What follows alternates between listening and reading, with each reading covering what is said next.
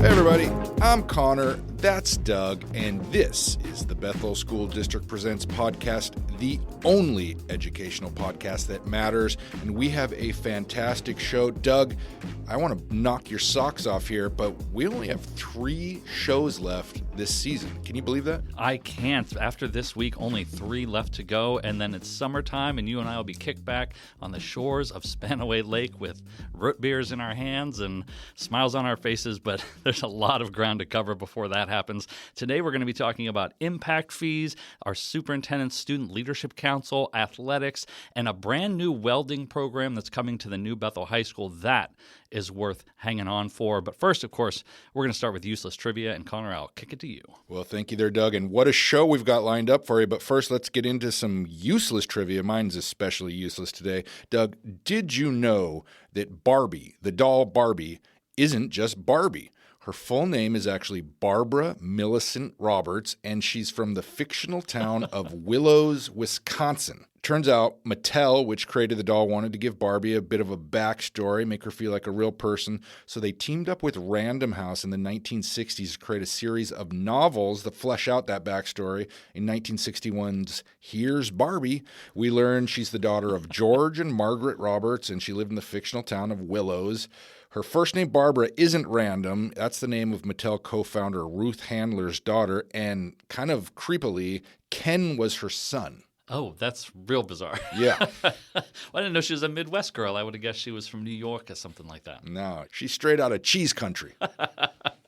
I love it. And my source on that one is Smithsonian Magazine. Wow, they're really doing hard-hitting journalism over there at Smithsonian. Well, my useless trivia this week is about bridges. And Conor, did you know that the world's longest floating bridge is in Seattle? I did not know that. Really? Did you know that the world's first and second longest floating bridges are actually in Seattle? I did know that. Did No, I was going to go farther because it goes to 4. The world's 4 longest floating bridges are all in Seattle, and this, 1 through 3 is due to Lake Washington being 200 feet deep with a further 200 feet of soft silt below it, which would make a suspension bridge very complicated, very costly. And so this all goes back to Homer Hadley. I love people named Homer. This is 1921, and his idea to have a floating bridge was laughed out of civic meetings. It wasn't until 2 decades later, with the support of Lacey V. Murrow, yes, brother of Edward R. Murrow, Lacey was the director of highways, that they finally secured the funding through the New Deal. So the longest floating bridge in the world is the 520 floating bridge. It's over 7,000 feet long. Number 2 is the Lacey V. Murrow Memorial Bridge. That's I-90 eastbound. And the Homer Hadley Memorial Bridge is I-90 westbound. That's number 3. Well, very cool. I did not know that, but the question is, where's number 4? Thanks for bringing it back. The 4th is the Hood Canal Bridge, actually, over 6,000 feet. Now, technically, it's the 3rd longest, but Washington State DOT lists it as number 4. I'm not really sure the politics behind that, but I'm sure there are some. And for the train fans out there, hi, Dad. The East Link Light Rail was just completed this year, and this is the first time, another first in history, that a light rail system was built to cross a floating bridge. They had to design these special track bridges that can flex in 6 different directions to keep the train on the tracks, and it was built on the existing westbound I-90. My sources this week are Sound Transit, Washington State DOT, Atlas Obscura, and your favorite, Guinness World Records. Wow, lots of sources for a jam-packed little bit of trivia there, Doug, but we do have a very jam-packed show as well, so let's get right into it. Let's talk some budget. Yeah, we reported from issues from the state that are impacting our budget here in Bethel. That includes transitional kindergarten funding, local effort assistance, and of course our levies, which passed this February. Thank you, voters. Today we're going to be talking impact fees. This is the fee that's imposed on new construction sites, and simply put, it's just not enough. Here's Superintendent Brian Lowney. President Young and I penned a letter, sent it off this week to Pierce County Executive Mello, encouraging the council to consider charging higher impact fees, which are the fees for new construction in Pierce County. Those offset the costs of the new students that come along with new construction. Currently, the money that we receive in impact fees doesn't even come close for each new residence, doesn't even come close to putting in a portable to house the students that we receive, let alone classroom spaces in buildings that are conducive to learning. So Wanted to let you know that we were working on that, on advocating on our behalf, our school community's behalf, on impact fees. And like all budget items here in Bethel, money from impact fees are critical because each dollar impacts our kids. And speaking of which, here's Senior Leslie Covarrubias on what the vibe is at our high schools right now. As we get closer to the end of the year, seniors are buzzing. They're ready to graduate. Everyone's wrapping up final projects, and as well as this is like the last week of AP testing. Students are also finishing up their AP exams. Thankfully, I did mine last week and I'm done. There's definitely a busy atmosphere right now as everyone's so excited to just get into summer, and many are just super excited to just move on. Along with being an amazing senior, Leslie has been part of our Superintendent's Student Leadership Council for years, and they recently held their annual dinner. In fact, Conor, I can tell you, I went to this dinner. The food was fantastic. The Pierce County Skills Center's culinary program made all that. And at that event, the SSLC presented their concerns and even had some ideas for the school board. They had roundtable discussions and really got into it. Here's Leslie again. The SSLC dinner was absolutely fantastic. Students talking with you guys, we felt very closely connected, and it was actually very, very organized this year. I was completely impressed. Dinner was also amazing, by the way.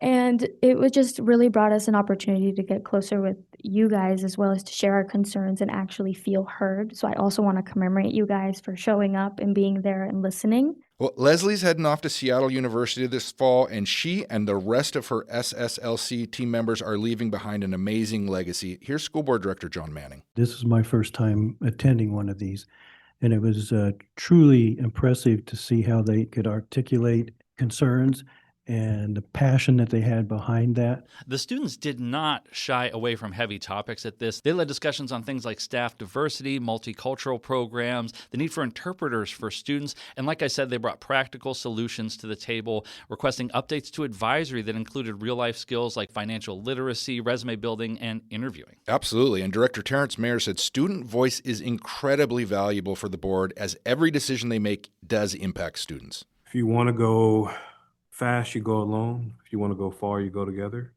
Our students, they speak the truth. And I just love every moment of it. Every one of those amazing students had an interest in leaving the district better than they found it, making it better for the next class. Well, Conor, let's switch hit here and change up the infield and maybe get ready for some hoop time. Nice transition, Doug. You are obviously not a jock. But let's talk some sports. And as we mentioned before, they are levy funded, so we never miss a chance to say thank you, voters. But Doug, what's on the sporting agenda right now? Well, let's kind of recap the school year. It's always fun to see how our teams are doing throughout the year, but there's a lot more to athletics than that. Here's Brian Streleski. He's our Director of Athletics and Security. It's really important to remember that 2/3 of our athletes are not on the varsity teams that play in any of our sports, whether that's in our middle schools or high schools. 2/3 of our kids are playing on sub-varsity, which means they're developmental. We're trying to make them better, trying to help them improve to get better every single day. Sports help students prioritize growth in academics. Not only do their graduation and attendance increase when involved in one or more activities, but the GPA jumps as well. Here's Brian again. The GPAs for our student athletes is significantly higher, almost a half of a point higher for our kids that are involved in athletics every single day. Those kids are performing in a classroom at a higher rate than every other kid in the general population. So it's super important for our kids to maintain those grades. They got to be eligible, so they've got to do it that way to stay eligible to participate.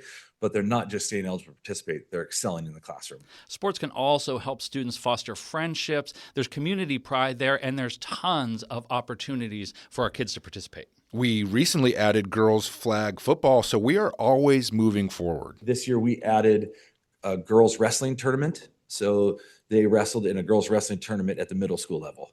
The high school has been doing it for years. The middle school were able to do that this year. So they had a place they got to compete with their same gendered students and be able to compete.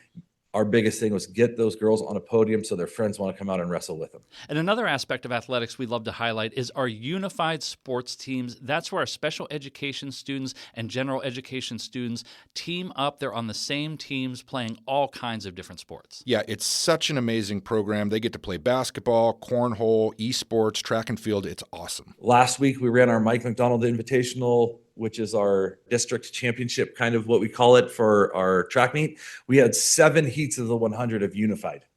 We are lining up unified kids. They are a part of our general population, our varsity track meet. We're timing them. They're moving on to the district tournament next week, and league tournament, just like we are. I was with one of our Bethel coaches today, and she was talking to me. We have the most unified athletes moving on out of our regular season into the league tournament for track and field. It's phenomenal. It's great for kids. It's good for our students with special needs. It's also great for our partner kids to learn and grow and understand how to work within a community. And before we move on to our final topic of the day, we'd be remiss if we didn't hit a few athletic highlights. And since I've proved my jocular expertise earlier, I'm going to kick that to you, Conor. Well, thank you, Doug. And it was a heck of a year for Bethel athletics, not only in team sports, but in individuals. And some of our former superstars are really shining out there in the world. Vega Ione, who was the pride of Graham Kapowsin High School, helped that team win the state championship a few years ago, was the number 14 draft pick in the first round of the NFL draft. It's amazing. Congratulations, Vega. And can you believe it, Doug? Little old Bethel School District could potentially have 3 NFL starters at the beginning of the year. I couldn't believe the draft was on broadcast TV this year. It's big business. I'm missing out. So some other highlights. GK had the number 2 ranked softball team in the state this year. Bethel High School's unified basketball team won the state championship. Let's go. And Cedar Crest Middle School was really shining. They came through with 4 league championships this year. So well done, everybody. That is amazing. And everybody includes 4,817 students at our middle and high school levels. They participated in athletics this year. It is a huge opportunity for those kids. Increases GPA, increases attendance, increases graduation rates. We love it. And again, that's all thanks to our voters for supporting that levy back in February. Our educational programs and operations levy is the backbone of our athletics program. Thank you, voters. Hear, hear. Thank you again, voters. And let's dip into our final topic of the day. We're hitting welding, Doug. Tell us about it. Well, if there's one thing I know more about than welding, it's athletics.